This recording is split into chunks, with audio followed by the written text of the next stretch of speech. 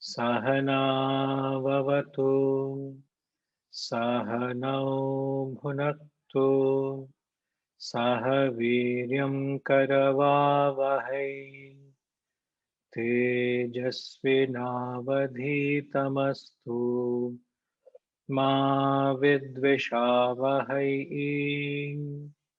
Om Shanti Shanti Shanti.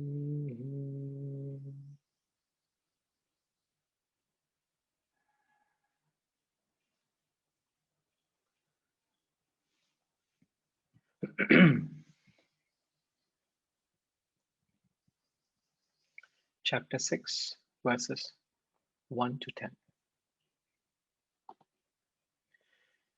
Shri Bhagavanuvacha Anashritah karma phalam karyam karma karoti yaha sasannyasi cha yogi cha na niragnirna chakriyah yam sanyasamiti prahuhu yogam tam vidhi pandava nahyasanyasta sankalpaha yogi bhavati kaschana आरुरुक्षोर्मुनेर्योगं कर्म कारणमुच्यते योगारूढस्य तस्यैव शमः कारणमुच्यते यदा हिनेन्द्रियार्थेषु न कर्मस्वनुषज्यते सर्वसंकल्पसन्न्यासी योगारूढस्तदोच्यते उद्धरेदात्मनात्मानं नात्मानमवसादयेत् आत्मैव ह्यात्मनो बन्धुः आत्मैव रिपुरात्मनः बन्धुरात्मात्मनस्तस्य येनात्वैवात्मना जितः अनात्मनस्तु शत्रुत्वे वर्तेतात्मैव शत्रुवत् जितात्मनः प्रशान्तस्य परमात्मा समाहितः शीतोष्णसुखदुःखेषु तथा मानापमानयोः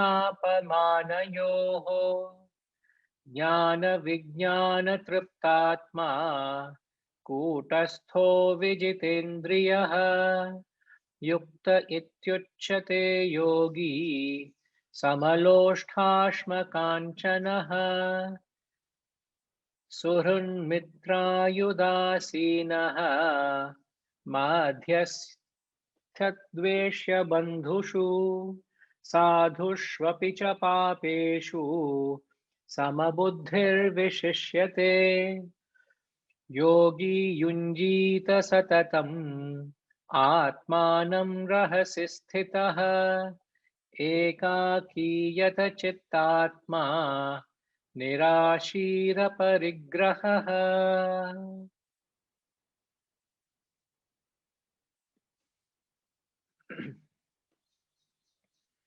Namaskaram and Hari Om to everyone.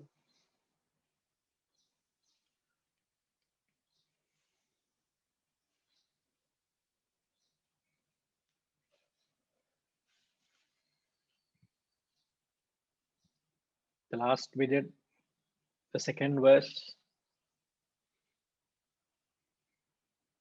O Partha, O Arjuna, know yoga to be that which they call as sannyasa. Yoga is sannyasa, a yogi becomes a sannyasi. No one verily becomes a yogi without renouncing sankalpa. Yogi is a beginner, sannyasi is an advanced seeker. And how do you know whether you are a spiritual beginner or an advanced seeker? It depends on whether you are an extroverted person or an introverted person. An extroverted person is more driven out into the world. He finds a least excuse to rush into the world because he's helpless. An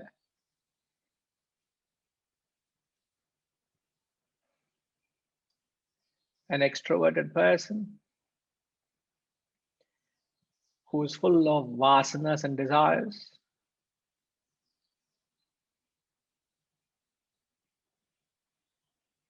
when the world sends the various stimuli, there seems to be a lot of reaction happening within, and he is helplessly responding out into the world. As a result of the helpless reaction and responses because of the vasanas within, he ends up being more active, and as a result of which he is less contemplative, less meditative. Reddy Garu, a lot of confusion, sir, written with your expression. The moment I looked at you, I had to stop, sir. All okay, no, absolutely fine. Absolutely fine, sir. Right, sir. Okay. Yeah. So a yogi is one who is extroverted. He is more prone to action because of his more vasanas. He's more drawn into the outside world because of the reaction that happens within of the world that comes into him through the various stimuli. But a sannyasi is one who is an introverted person. An introverted person, because of less vasanas, less fuel within, less desires within, even though the world keeps sending various invitations to draw him into the world, he would say, no, thank you. I am not interested. I am not available. I am happy within. Because of no reaction and no responses to the outside world, he is left by himself, within himself. He is more prone to be a thinker, a contemplator. He is more inclined towards study and reflection. He is an introverted person. Now, this is how you would know whether you classify yourself a yogi or a sannyasi, whether you are an extroverted person or an introverted person. And you have to be true to yourself. Don't try to put on an act of what you are not, because ultimately it's going to cause enormous discomfort, uneasiness of trying to be what you are not. If I am a yogi and if I try to portray myself to be a sannyasi at a level of person who is more inclined towards study and reflection, I'm only going to frustrate myself because of the inner desires that is not met. Now, this is what we are trying to understand the concept. But in the second half of the verse, he says, one verily becomes a yogi without, so no one verily becomes a yogi without renouncing the sankalpa. So he says a yogi becomes a sannyasi. It is just that they are in a different stage of spiritual development. And then he says the acid test of a yogi is he doesn't entertain sankalpa. There is no sankalpa. Without renouncing sankalpa, you are not a yogi at all. Now we define sankalpa as a mild form of a desire, where is nothing but a thought which transforms itself into a desire, a want, where you plan and program and scheme to acquire the world. So the flow of thoughts from you to the world, that thought currents, that lava, is what is known as sankalpa. So if you entertain these thought currents, if you entertain these thoughts, if you allow these thoughts to rush from you to anything in the world, to that extent, you are not a yogi. We said to that extent, one is a bhogi. A bhogi is one who is indulging in the world, one who entertains an indiscriminate and impulsive thought. See, as long as your thoughts are discriminate and rational, there's nothing wrong with it. Because the indiscriminate and impulsive thought is the very nature of your mind. It is the characteristic of your desire. A desire is an indiscriminate, impulsive, irrational thought, which in effect is an unconscious thought. Unconscious in the sense it keeps generating. But in order to entertain a rational thought, the moment a thought becomes rational, non-impulsive, it is the intellect, it is the buddhi. For example, what we are doing is what are we trying to do? Am I not throwing various thoughts at you right now? Am I not throwing various ideas? And am I not trying to give these thoughts a structure, a pattern, a direction to convey a heavy message, or trying to make sense of a heavy message? So the moment these thoughts becomes rational, constructive, and conscious, it is the intellect. The moment these thoughts become constructive, conscious, and rational, it is the intellect. But the moment these thoughts become impulsive, irrational, indiscriminative, it is the mind. It is the desire.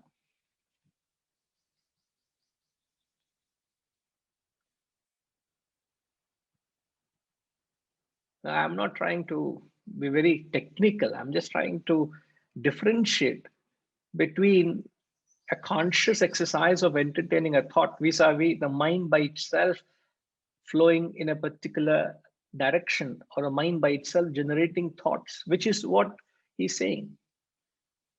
When a person is contemplating or studying, he's also entertaining thoughts. You're entertaining thoughts of the higher. You're trying to understand the higher. You're trying to unite to the higher. That is not called,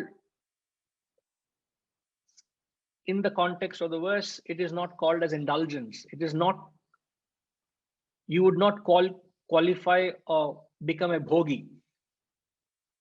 So anything mental indulgence only becomes a bhogi. Wherever your mind goes on its own because you have a certain attachment, a certain liking, that's a disqualification to be a spiritual practitioner.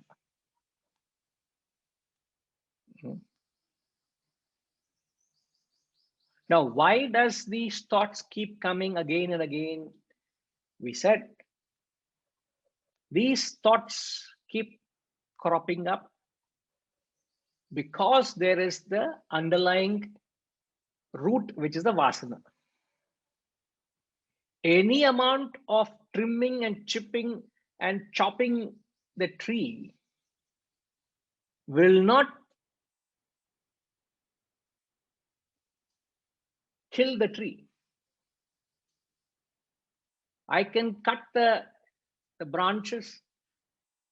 I can go to the extent of the perceived trunk. I take a saw and I cut off the trunk, the huge trunk, from the perceived level. At the ground level, I cut off the trunk. But have you killed the tree? No. It's a matter of time. It will start, the fresh shoots will start cropping, and then you will start seeing the plant has not died. You may have cleared the way temporarily, but it's all going to grow again because the roots, the deep-rooted roots are very much alive. Now, many people in spirituality are just trying to cut off the branches and the stems, and if at all, the trunk. They are not going into the root, which is to uproot the tree from its roots, which is to address the vasanas within, which are very deep rooted into the personality.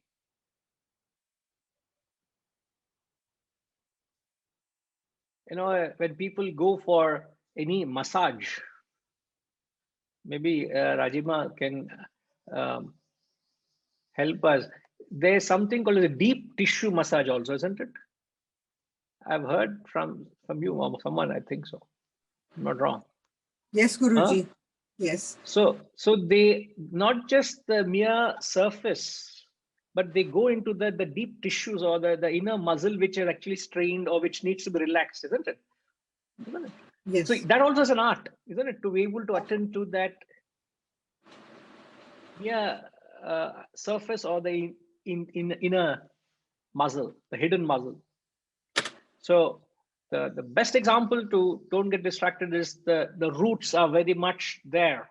As long as the roots are there, you have not destroyed the tree. Until the vasanas are uprooted, you have not got rid of the vasana. So the vasana is still underlying there. Now, so if you're wondering why are these thoughts constantly coming, because you have not taken care of the vasanas. And it's nothing to do with your physical age. It is to do with your spiritual age. And one who has got rid of those vasanas spiritually becomes wiser. So there is no age for these vasanas. You can entertain any vasana any time. In fact, in Malaysia, where we used to, the last close to 8-9 years, we have lived in a particular condominium in an apartment, in a high-rise building. And we used to have opposite neighbor car park. We didn't know which unit he was, but his car park was assigned, or our car parks were assigned opposite to each other. I just wish if I could just get hold of the picture. I remember it might be there in another phone. He used to drive a Pajero, a huge bulky 4-wheel drive. And you'll not believe, he is an elderly person, maybe in his 70s, easily 70s. And he had close to 1,000 toys, 1,000 odd toys that were stuck to the car.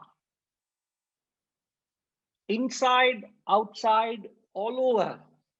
And these Pajeros have the spare wheel behind mounted, and they had that wheel cover. So every section of it, and I didn't know, and I must confess, I just went and also tried to see what did he use to stick it, and I tried to put little pressure to remove it, but none of them would budge. And they have become old because of the sheer exposure to nature, but they are not moving. And we kept seeing that the numbers were increasing over the years. And my God, I don't think any one of you have ever seen anything like that.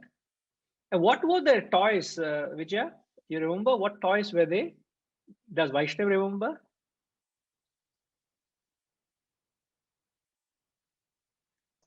All the cartoon. figures, all Cartoon characters.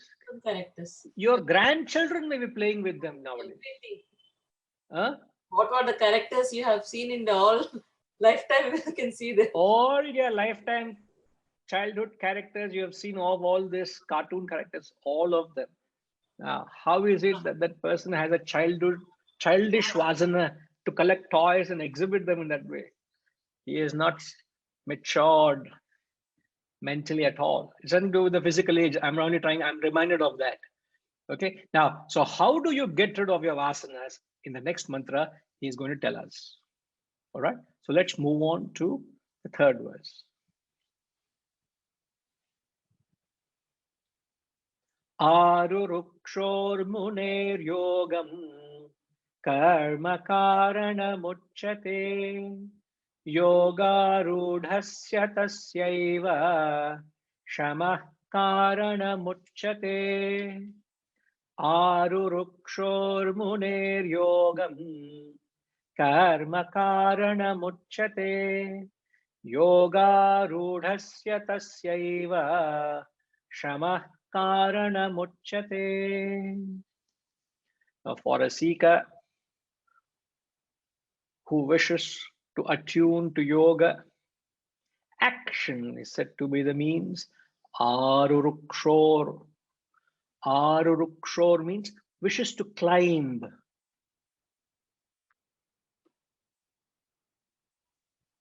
Mune yogam. Yogarudhasya. For one who has established in yoga, Shamah karanamuchyate. Quietude is said to be the means.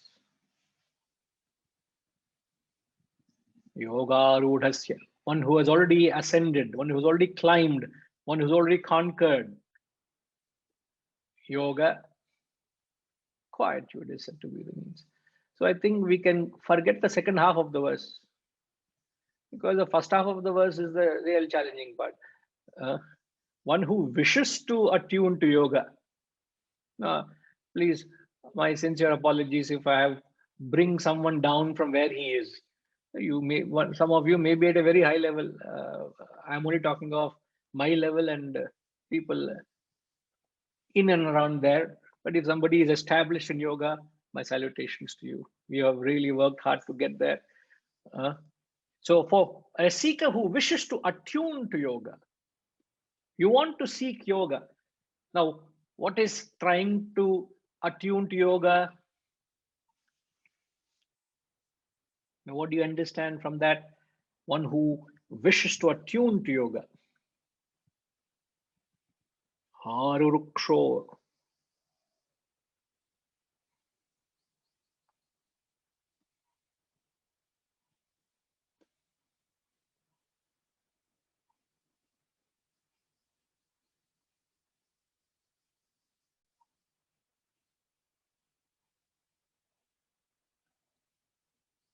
What do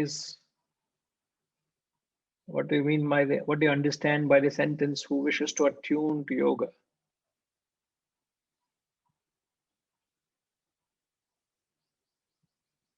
Lakshmi Ma says to grow spiritually. You're being very general, very generic. You're right. But from what you heard last week and even what a little brief I gave this before, just a little while ago.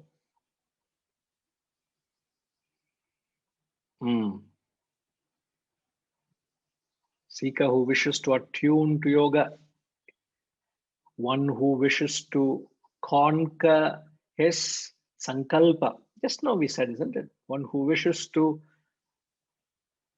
yoga is to get, one who has renounced the sankalpa. If you wishes to renounce sankalpa,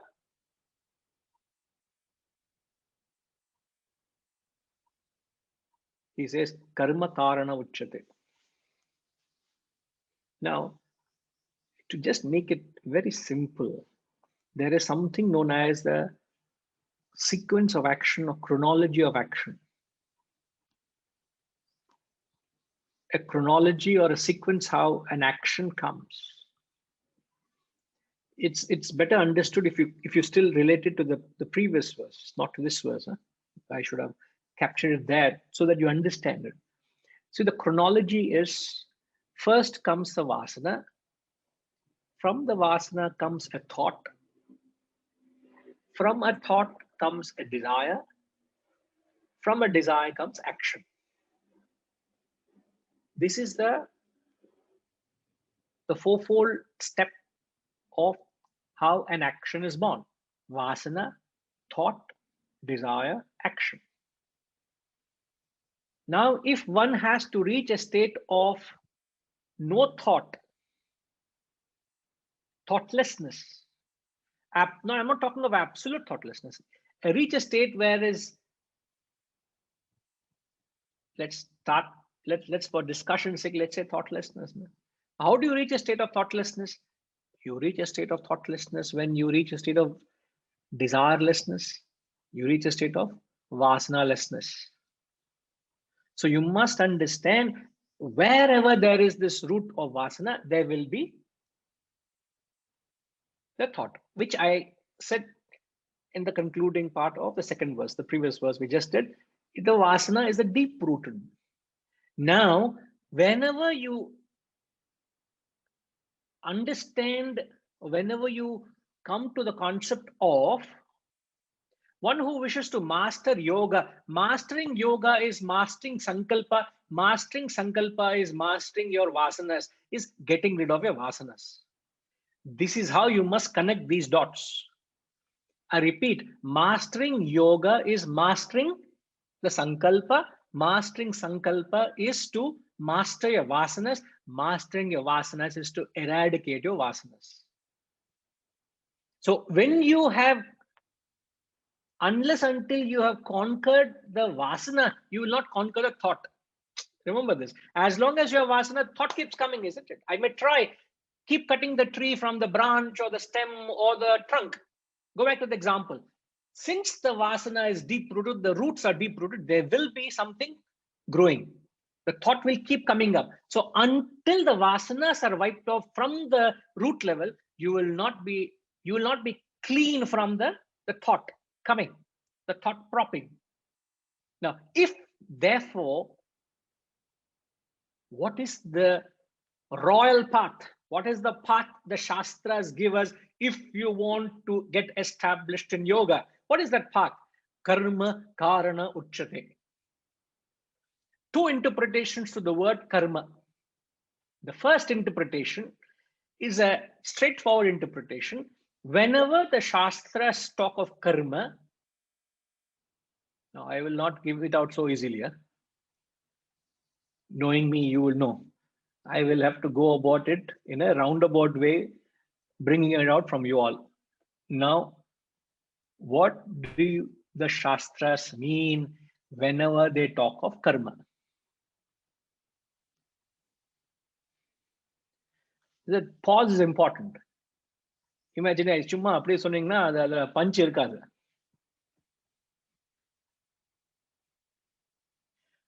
Whenever the Shastras use the word karma, what do they mean? Ama, Ushama, correct. We were thinking something else. Ushama, solungo. What is it? Is it the action you do, Guruji? அப்போ நீங்க கர்மா சொன்னீங்கன்னா என்ன different thing? No. Then you and Upanishadic masters are the same then, Ilya. It's not like that. Because you also mean the same thing. Upanishadic masters also mean the same thing. Okay, let me ask you another question. What are the types of actions a man can perform?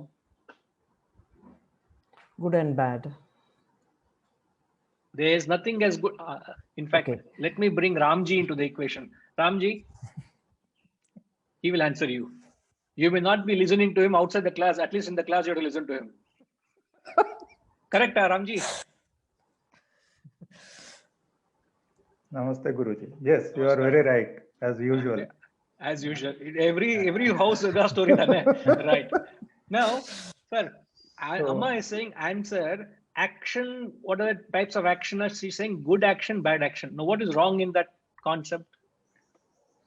No, I think good and bad is dependent on the intent of action. So we Correct. say that selfish action and selfless action are the two ways to look at action.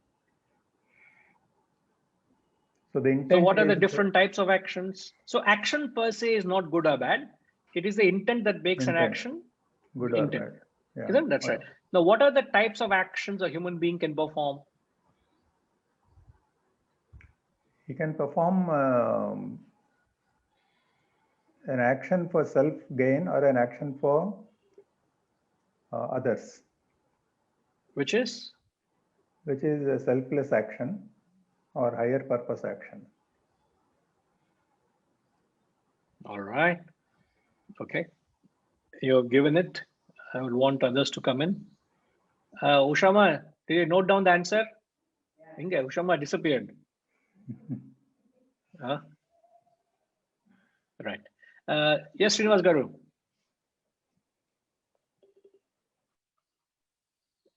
So, in my view, sir, actions could be sattvic, tamasic, and rajasic actions. Sattvic, Rajasic, and Tamasic. Because there's also the actions which we are. Yeah, you're not wrong to qualify action in that sense. But whenever we talk of types of actions, we invariably classify it under the three categories, which is, as Ramji mentioned, selfish, unselfish, and selfless. Selfish actions are actions with no goal, with no ideal, with no purpose. Only objective of performing selfish actions are self-gratification. So you do it only for your own personal gratification. Whatever you do is what is in it for me. Beyond that is unselfish, where there is a clear goal or an ideal. You could be targeting your actions to cater to a particular bracket of people in the society. Unselfish, but your unselfishness goes to an extent where you can accommodate that particular ideal you're identifying with. I'm not saying anything wrong, but you're able to identify with that ideal. Now, for example, I know Seetharamanjay, Vasantama, they're running an organization which you're aware of, where here to here, so they're trying to, there's a huge drive and effort to identify and serve people who are born deaf, to identify them and to be able to revive, bring it to awareness and serve them and bring back their natural ability to hear. So it's a lot of effort. So they go to great length to be able to identify with that ideal. So one of the ideals, I would say, it's not the only ideal, perhaps that's the ideal he is inspired with, is to serve that. So you can have one ideal, you can have multifold ideals, but still it's an ideal where it is an unselfish cause.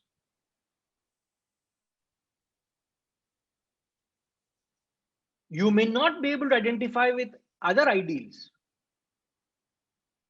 but I'm identifying with that ideal. It is still unselfish. And then comes the ultimate ideal, when one conceives self-realization as the objective or purpose of life. Such actions are known as selfless actions. So there's selfish, unselfish, and selfless. So whenever the Shastras talk of action, they are not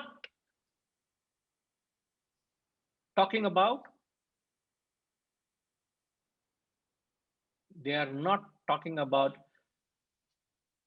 selfish actions, because they know not what is selfish. They know not what unselfish is.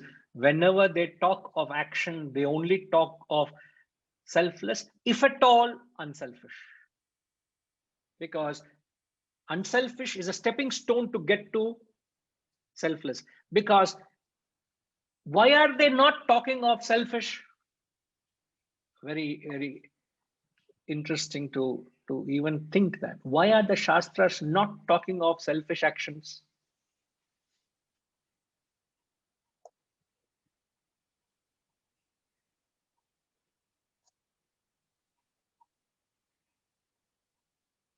Yes, Setraman Garu, Chapan sir.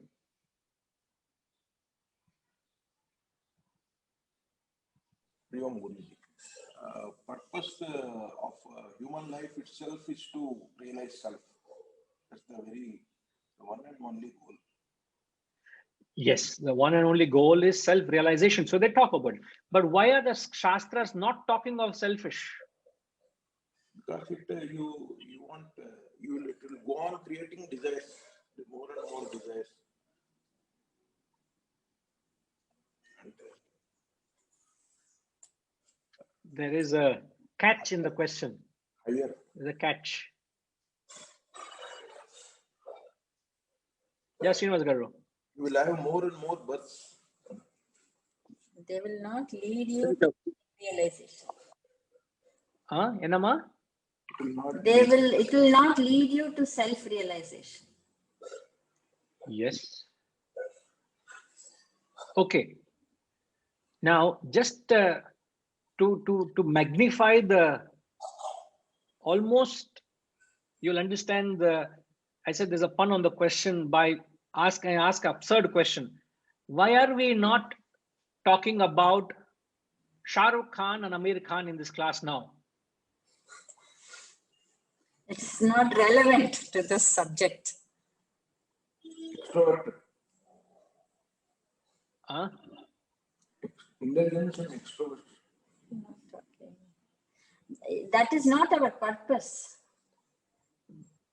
Our purpose here is to. You have not come for that, isn't it? Yes. You have not come to the Guru, to this knowledge, to know about Shah Rukh Khan and Amir Khan. Not that they are not worth knowing, but you are not interested in it. You don't have any interest in it. At least you will not come with that thought here. Now answer the question. Why are the masters not talking of selfishness when they talk of action?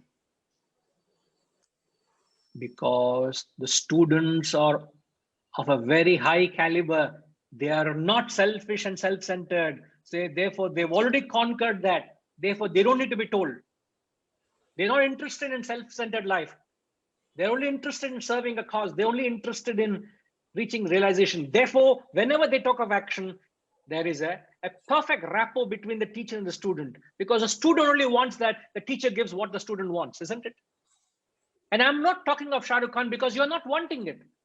Perhaps another day, somebody else can take a floor and speak, but not me, and not now, not that subject, because that is not the rapport between you and me. Even in a classroom like this, there has to be a certain rapport, isn't it? Certain frequency.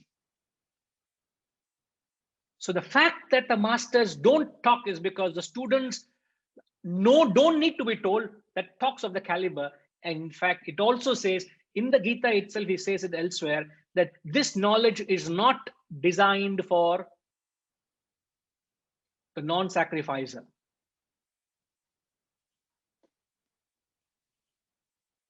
Srinivas Garu, if you can even write in as many words as it is, he says this knowledge is not designed for the non-sacrificer.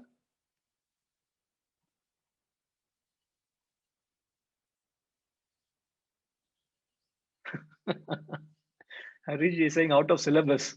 Where are you? Not seen?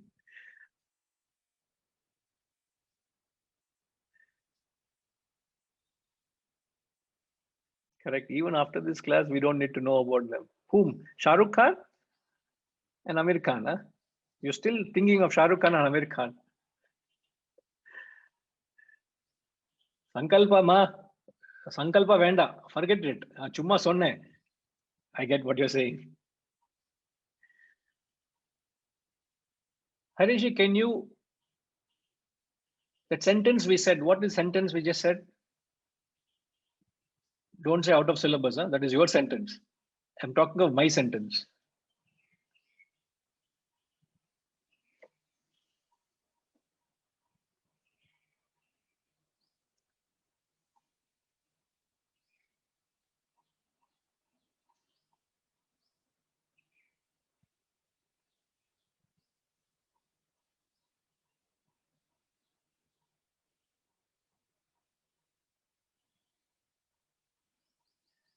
Hariji, why are you not speaking?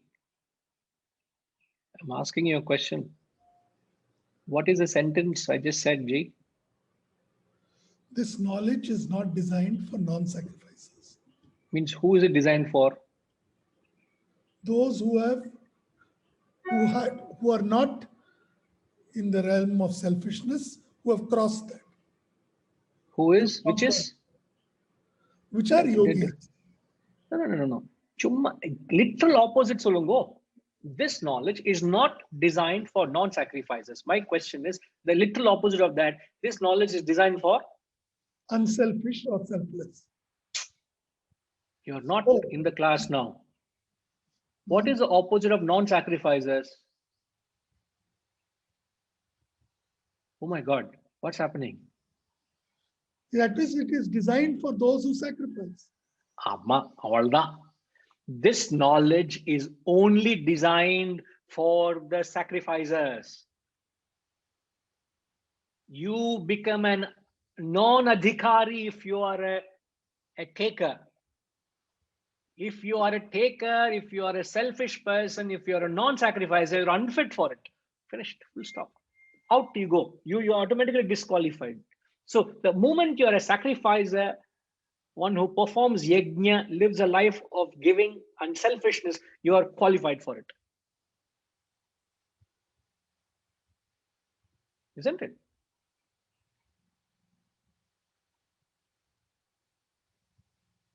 Ramji is asking, can a non-sacrificer become a sacrificer with the help of this knowledge?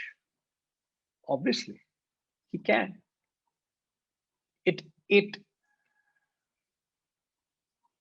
is good if you have that quality, and then the knowledge can enhance it. It takes us to a different level, but it will appeal to a giver. It will serve a giver. It will transform a giver. If you are a taker, if you're a non-sacrificer, it will not serve you. You may have the knowledge and yet it will not serve you. It is useless because you are not having the conducive environment so that the knowledge can sprout. So the spirit of service and sacrifice is the word karma. We are not out of context of the verse. Karma karana uchyate. One who wants to master yoga, karma karana. We are trying to understand the word karma. So whenever the Shastras use the word karma, they only mean an unselfish or selfless actions. That's a basic interpretation. Now the deeper interpretation. So Ramji, yes, to answer your question, yes, it will certainly help. But if you are a giver, it will enhance that very ability to sacrifice, to evolve from unselfish to selfless.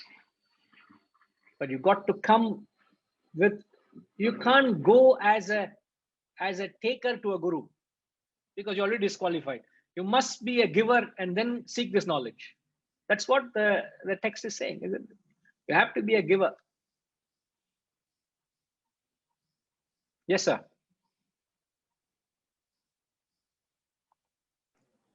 There are more non-givers in the world, right? Yes. So utility of the Gita or utility of the scriptures will get restricted to very few people if knowledge is not meant for non-givers in an effort to transform them. No, when it says not meant, it says it is conducive. It will appeal to you and serve you better. Yeah, you get more value out of it if you are a giver. Yes. So, for example, if you have an employer-employee relationship, if an employee is grateful to the employer and organization, the relationship flourishes, isn't it? But if an employee is ungrateful to the opportunities provided by the employer and the organization, the relationship will buckle. It snaps. It ruptures. And the sufferer is the employee. He will become a liability to the organization, isn't it? So in this relationship of a giver from a receiver, which is the student, the student must be an ideal student so that he's able to attune to this divine teaching so that he's best benefited. How many amongst the takers are, how many amongst the students are true givers? It's not my business to certain judgment, but you rightly say, amongst the students, I've come across very few people who are true givers. Amongst the students who are beneficiaries of this knowledge. I once, a student came up to me and said, I want to negotiate Guru Dakshina with you, she said.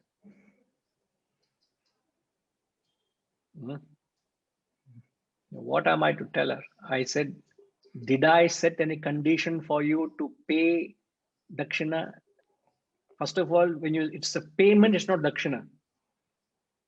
Was there any condition that you should pay Dakshina, or was there any payment indicated to you for attend the classes?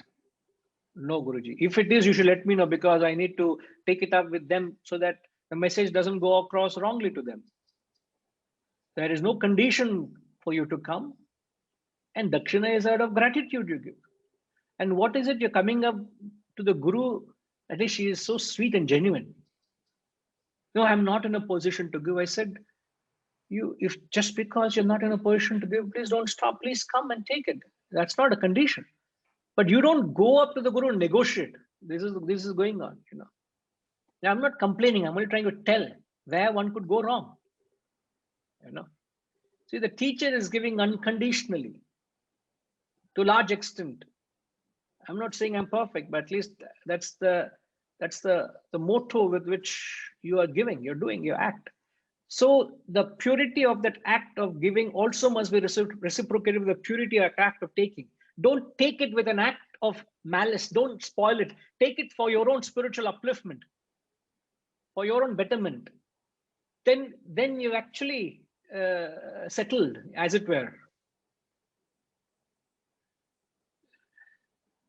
Even independently in a society, you find that the majority of society are takers, isn't it?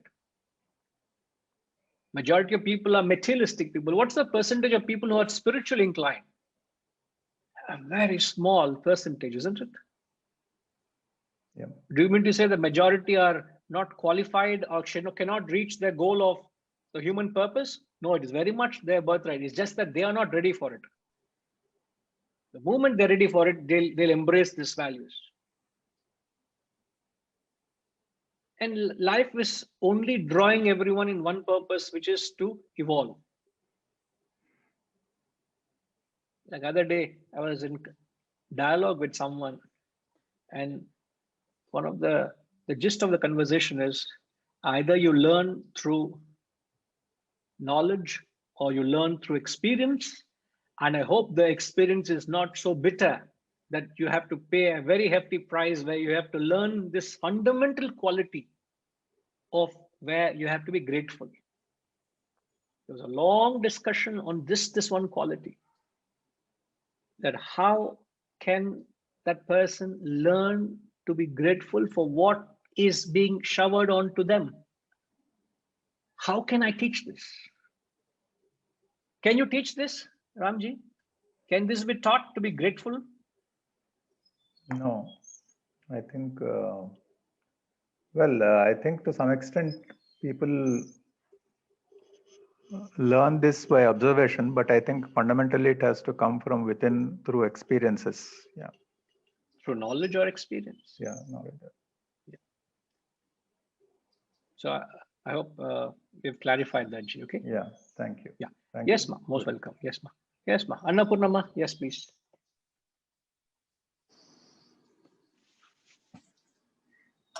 Guruji, you said whenever Shastras mention karma, it is meant selfless action.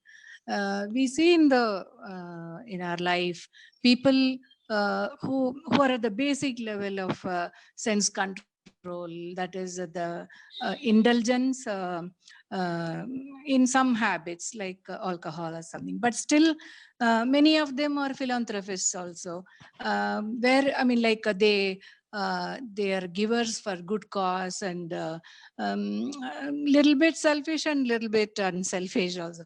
Where are they in the spiritual ladder? Let them figure out, no? I hope you are not drinking, no? Guruji. Are you? Then why are you worried about? Let them figure it out. No. I get what you're saying. See, They're not absolutely in the expected level. So, I mean, the top level of the ladder, spiritual ladder. But they are at the same time they have not achieved absolute sense control, like abstinence from what is not good. But at the same time they do help, and they are philanthropists. They give for good cause and they do help also. So I mean, how can they aspire to grow spiritually? in the Atma Bodha, Adi Shankaracharya says, just like fire is for cooking, knowledge alone is the direct means for liberation and salvation. So people of this quality, where there is some goodness in them, but there's still a lot of shortcomings, they have addictions, they have selfishness, they have various hiccups of life, but they're good natured people, they don't mean to do harm and things, primarily so. But what they lack is they don't have a profound understanding of this knowledge. So that influence of this higher values consciously is lacking, because they have not embraced it. You find they are only tapping a natural inborn quality which they have. Like everybody has a little selfish, unselfish proportion. That is inevitable. But if you want to give yourself a serious lift, you need to tap this knowledge. You need to hold on to it to be able to give you the drive or inspiration to consciously evolve. And if that is missing, you find they stagnate.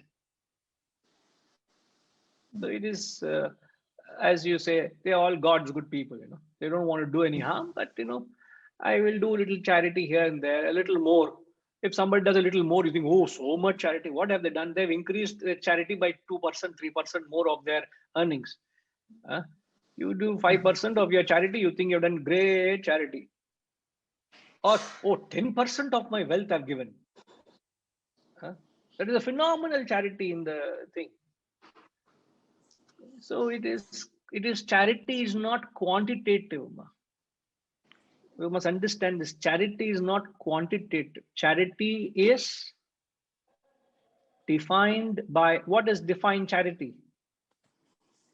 It is an attitude and readiness to serve in every walk of life. An attitude of readiness to serve without in every any walk of selfish life. goal. No, selfish is not a goal.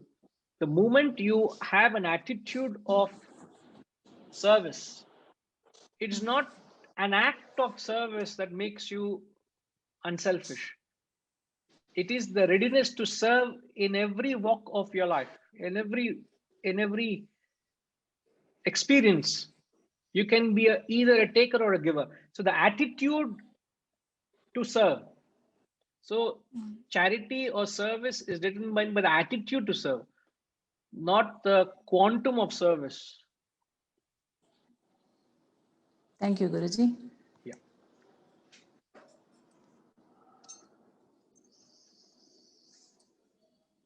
So the second interpretation of the word karma, in connection to getting established or getting mastered into yoga, which we said, mastery of yoga, what did we say, Srinivas Garu? Mastery of yoga, yeah, as what did we say earlier? So we need to get rid of the vasanas, thoughts, desires. Correct. Mastery of yoga is to get rid of the vasanas. And Vasanas. what is when we talk of karma, what do the Shastras talk about? They talk about the karma, bhakti, and jnanam. Yeah. These are the three fundamental spiritual practices which are meant to handle the vasanas, the root cause, which produce sankalpa. So when the root gets Cleansed. addressed, cleansed, purified, naturally the thoughts also becomes refined. They are not gross in nature. The quantum also is not there. Quality comes in. So the karma, bhakti, jnanam. So karma takes care of the quantity of your desires or vasanas. Bhakti takes care of the quality of your vasanas. Jnanam gives a direction to your vasanas.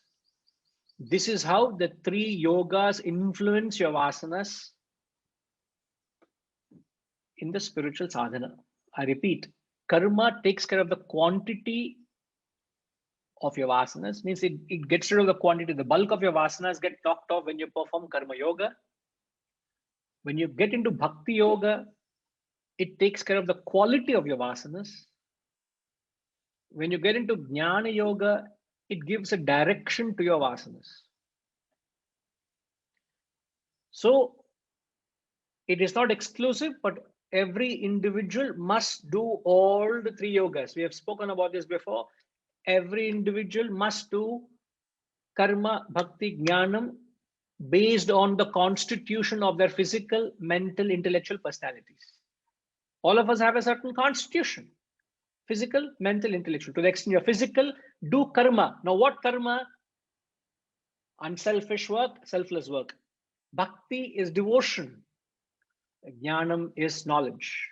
So to the extent you have this, you need to incorporate all these three as your fundamental spiritual practice. And when you do this, then you will, in time, master yoga.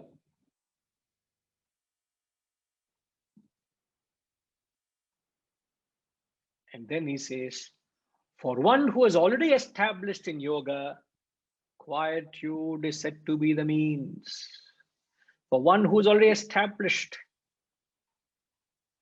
yoga arudhasya, arudha means who already conquered, who has climbed. It's like you arudha, you climb a horse, you already got it under control, you're already on it. So one who has already climbed yoga, conquered yoga, established in yoga, quietude is said to be the means. Means quietude here refers to meditation. So you will not attempt meditation until you conquered yoga.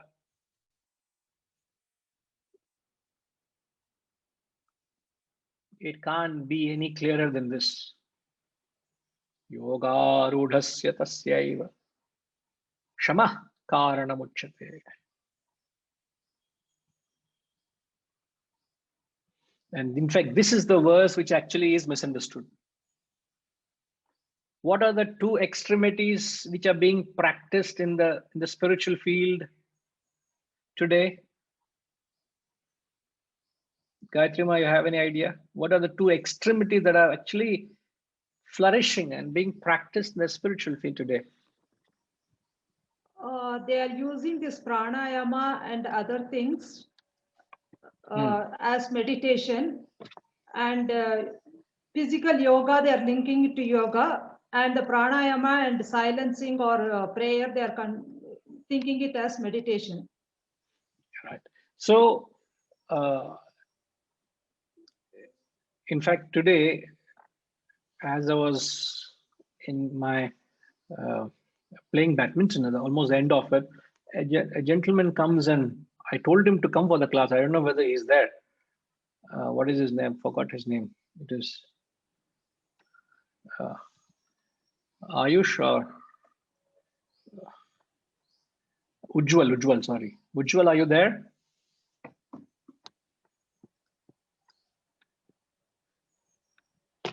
Is Ujjwal there? No, I don't think he could make it. I've never met him. You know, he in between the game he comes and says, "Gee, I'm told that you are a spiritual guru. You see me in the badminton court with the shorts and t-shirt playing badminton, they will not know what guru you are." You know, but he came up to me and said, "Somebody told me you're a spiritual guru." I said, "Yes, and I want to connect with you." And the little he said, "I have been doing meditation for the past 10 years. I couldn't play rest of the game after that." No, never mind. I said, "That's very nice to hear." He said, "I'm into this and that, and I want to connect with you." I said, "Yes, please come." You know, young boy, he's into doing. He said, I'm producing a new. I'm a movie director." He said, "I'm doing one movie." I said, "Yeah, please, would love to meet." And he said he's involved with some kind of spiritual activity. He's interested. You know? So yoga, as he said, you know, the terms yoga and meditation, these are taken from this verse. So people who are propagating yoga and meditation in the name of spirituality have actually used this as one of the verses to bank on it and misquote it. First, you got to get master yoga, and then you get once you have mastered it, then you got to do meditation. Sadly so. So yoga helps you to a certain extent. Meditation helps you only when you're ready for it. Okay. So these are the two extremities actually, but you've got to understand the context of what is said here. All right. Yes, Srinivas Garu. Guruji, I just recollect when I met you about 2 years back, and during the discussions, you mentioned that you don't do the meditation. The moment the word you mentioned that, I was really shocked.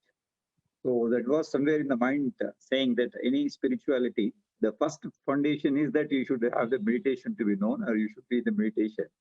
So now I really get connected that meditation is not the first step. It could be the last step of the whole journey. Thanks. One evolves. One certainly evolves where your mind becomes meditative by nature. You would prefer quietude. You would prefer solitude. You would prefer introvertedness. You wouldn't want to be anywhere where there is anything that is loud and imposing. You want to withdraw. So it is a natural process of mental withdrawal from the world. And please don't be offended with if I come out hard. It is not that there's anything against what is being practiced. Yeah. I bow down with great reverence to whatever is being done, the great service any guru is doing there. But it is a natural progression. You can't put the cart before the horse. It all has a place in one's life. That's all I'm saying. So in the journey I've embarked on, it is a natural progression where the mind has withdrawn from the world.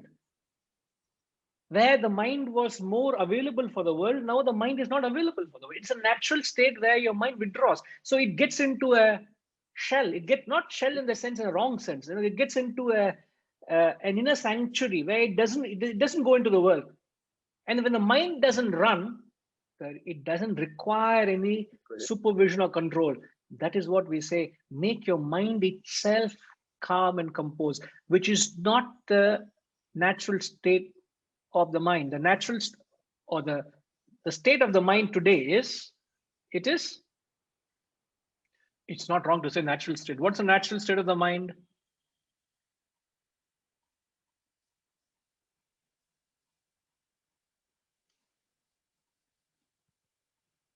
Srinivas Garu.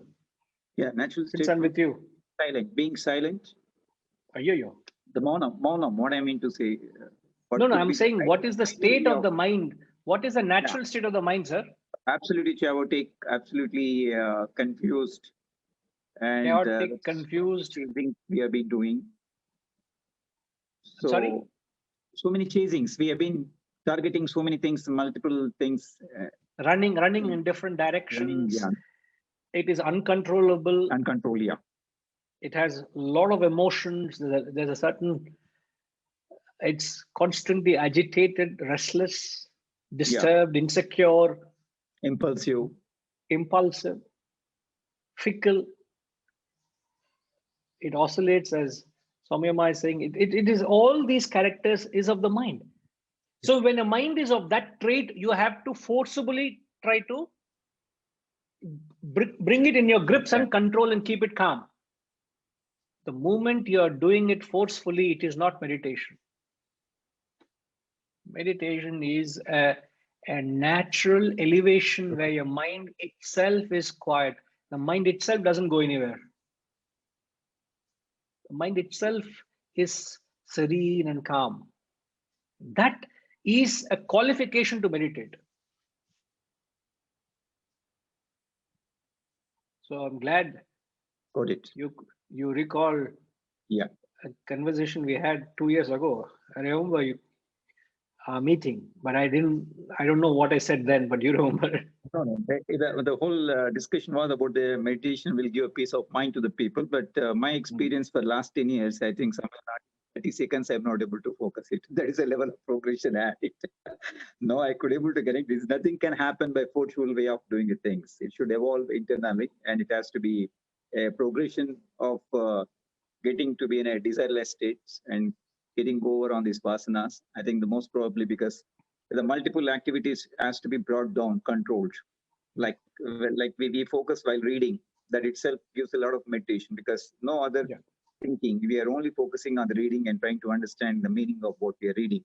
So that gives a little peace of mind. So I think the focusing on any single simple point could be the one we can call it as a meditation. Need not be that closing the eyes and sitting in a place and trying to meditate. I don't think that's. I think there's more point of collecting all the ideas rather than getting rid of the ideas. Right. But I have a suggestion and advice for those who want to meditate. I have one definite suggestion, positive suggestion. You know, I remember we all went to Chennai. More than 25 years ago, 20 years ago, we went to Chennai. And then we all went to the beach. And suddenly one fellow took off his top and his banyan and he went off into the sea. And he started swimming, couldn't see that fellow. We were all worried, what happened to this? Where is this fellow? You know? And that guy was from, I can't recall his name. Yuli. He was from Yugoslavia, that guy, a student from the ashram, Yugoslavia. He was in his mid-40s. He was fit like an ox. He was a professional swimmer. And he went into the water half an hour, one way he swam, and then he said he went into he went deep diving, and he was a professional deep diver, you know, deep sea diver and things.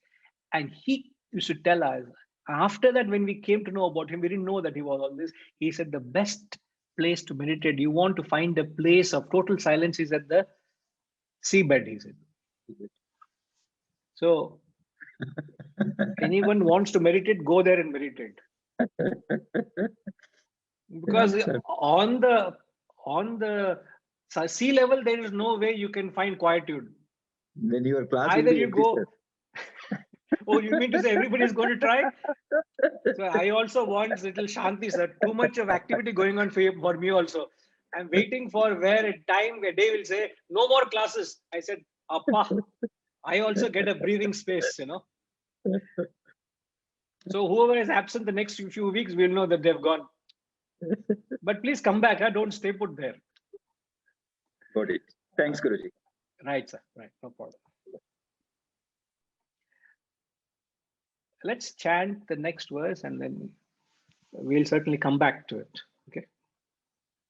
Yada hinendriyartheshu na karmasvanushajjate sarva sankalpa sannyasi yogarudhastadochyate.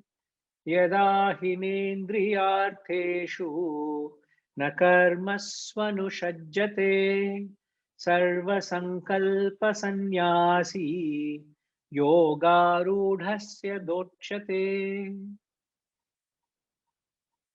When a man is not attached to sense objects or actions, having renounced all sankalpas, then he is said to be established in yoga. Yoga Rudhasya. Again, Arudha. Arudha, established in yoga, is said to be. It's not my opinion, Arjuna. It's not that I am thinking so. This is how the great Upanishadic masters, the gurus of the past, felt this. That's what they said. So you don't think I'm wrong. So all the gurus have said this. So he quickly surrenders to the parampara. What do they said?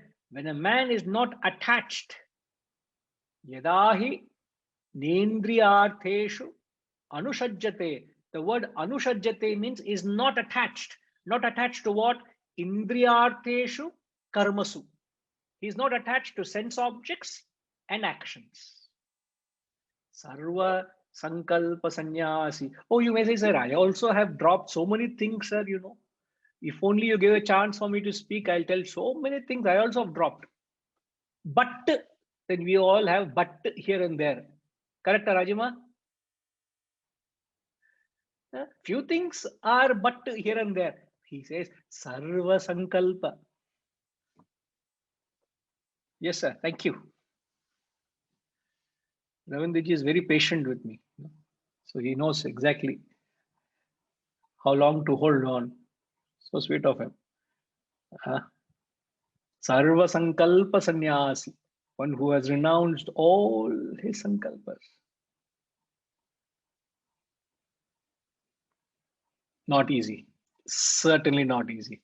The yardsticks and the qualifications are so stringent. I am guaranteed all of us will fail.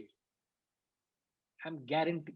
I'm taking the liberty of saying you all are dismissed. You all are not qualified. It only, now why I say that, it only puts us on the right track of the next verse. Let's chant the next verse and I'll come back to the fourth verse. Why I say that is only to put us back on the track. Uddharedatmanatmanam atmanam avasadhayet atmaiva hyatmano bandhu atmaiva ripuratmanaha. Uddhare atmanatmanam. Let man lift himself by himself.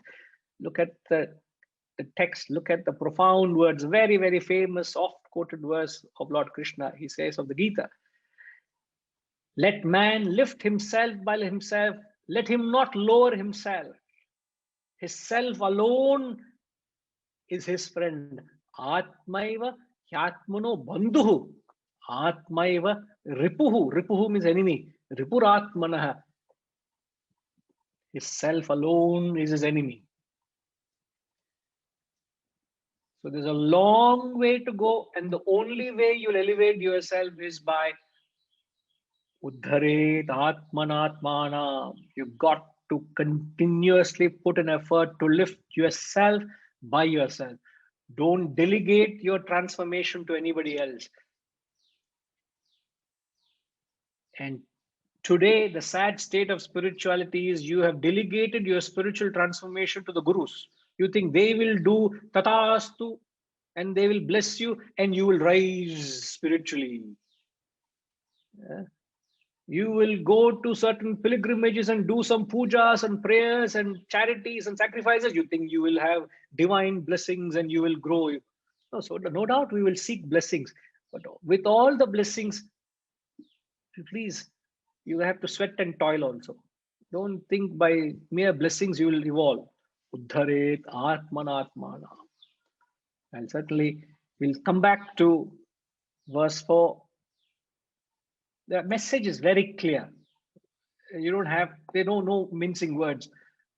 One, a man who is not attached means you must live a life of detachment to sense objects and actions. Then, having renounced all your thoughts, then only you're established in yoga. And then comes sannyasa. We are not even perfected yoga, we are talking of sannyasa. Therefore you must start standing on your head. Therefore you must stretch your limbs. Therefore you must do pranayama. Therefore you must do this and that. See, get perfect yoga. These are the verses the yoga practitioners are trying to twist it to market yoga. These are the section I told you. These are the verses they abuse.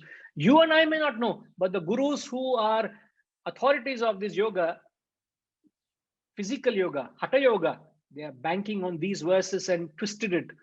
And there's a market out there. In Manhattan, in that city center square, you will put yoga mat and you'll do yoga, captured all over the world. Is that what yoga is? When I say that this morning at 6:30, I spread the yoga mat, I also did yoga. Merely spreading the mat wherever you want and do yoga, that is not yoga. This is not what the text is saying. Let's do justice to what these great men have said. So getting established in yoga means being detached to sense objects, being detached to actions, renouncing all sankalpas. These three are the quality controls of getting established in yoga. We'll come back to it. We'll touch upon it and we'll move forward. Okay.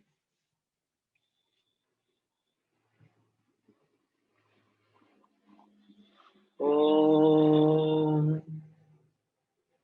Purnamada Purnamidam Purnat Purnamudachyate Purnasya Purnamadaya Purnamevavashishyate.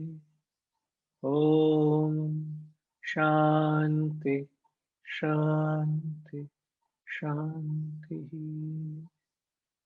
Hari Om. Shri Gurubhyo Namaha. Hari Om.